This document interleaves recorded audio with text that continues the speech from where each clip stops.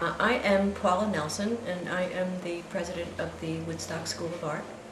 And we will be participating with the Woodstock Arts Consortium during the Taste of Art Week. Ping Pong, a little known fact, has been very popular among certain Woodstock people since way back in the late 40s and early 50s. And there was a place called the Seahorse Tavern on Rock City Road.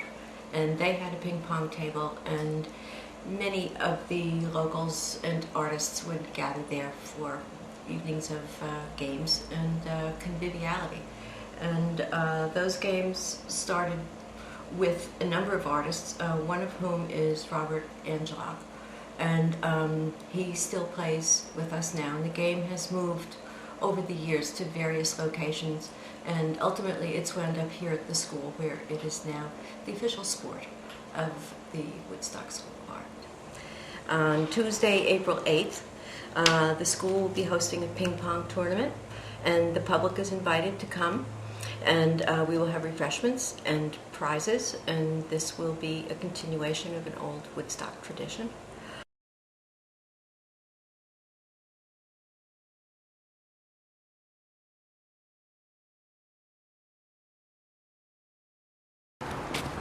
And the league came here in... Well, the league came here, well, it came here in 46. But I wasn't here the first year. No. But you met Gladys and Bob.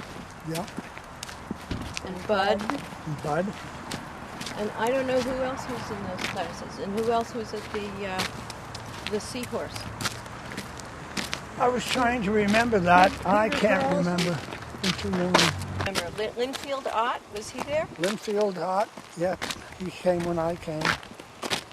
And, we were all artists, except for Peter. He was what, a writer? Who? Peter. Peter was a... Writer? He was a man about town. Yes, that's for sure.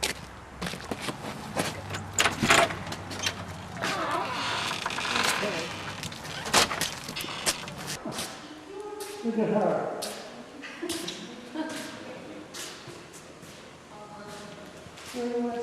Studio 2. So I understand that we have a hidden ping pong table in this room. Oh, we do. So Paula, if you want to go show us where that is. It's behind the house.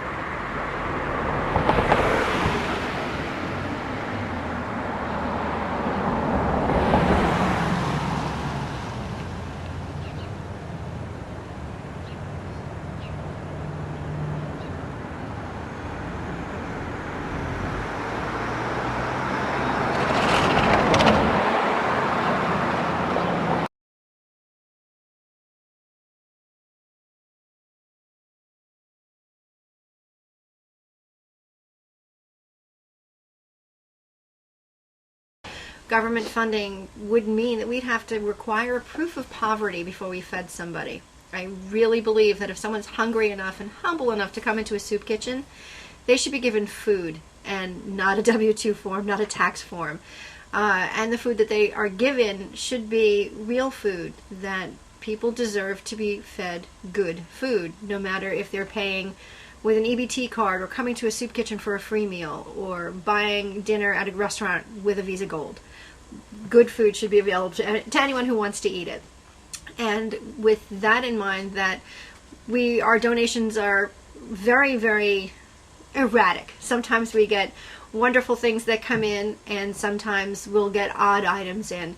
Things that we look for are obviously larger quantities. When we're serving 6,000 meals a month, we go through a lot of food. So the little individual size canned things probably don't do us very much good, and we'll forward that to another food pantry to give that to somebody in need that they can take off-site. But large containers of things, 50-pound bags of sugar, rice, barley, fresh vegetables, gift certificates so we could buy fluid milk at local stores, or gift certificates to our purveyors of fresh produce, Red Barn and Robbins. They've combined and merged over in New Paltz. They give us a lot of, and they deliver fresh produce. So gift certificates to there so we can buy more produce from them that's locally grown is always appreciated. But think fresh, think ingredients, and think large size quantities if you're thinking about donating to the Queens Galley.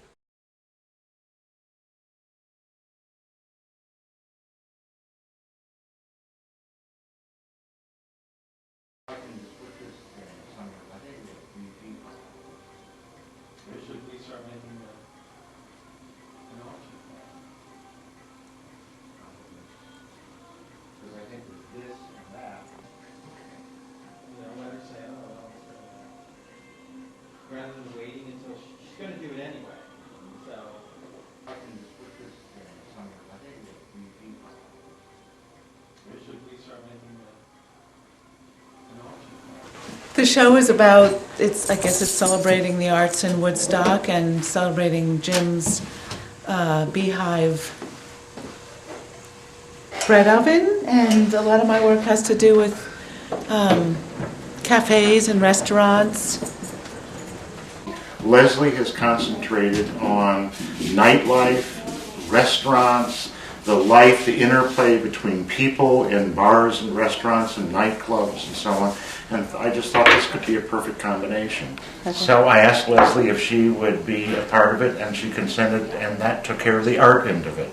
Coincidentally, last summer I sort of completed a project that I'd had in mind for many years. We have a patio behind the gallery. We love to sit out on the patio and entertain during openings and for clients who come in from out of town. And I decided I would love to put one of those Adobe-style bread ovens right next to the patio so we could have fresh baked bread, serve wine, have the ingredients that go along so beautifully with artisanal breads and very sort of Mediterranean or Italian-style lunches. So we did it, and it took actually about 2 months to complete, and I thought, here we have Leslie Bender, this wonderful artist with all this sizzle. We have the taste of Woodstock as a theme. Why don't we incorporate the use of our new bread oven in it? It is incorporating more senses to the sensory experience of being in an art gallery.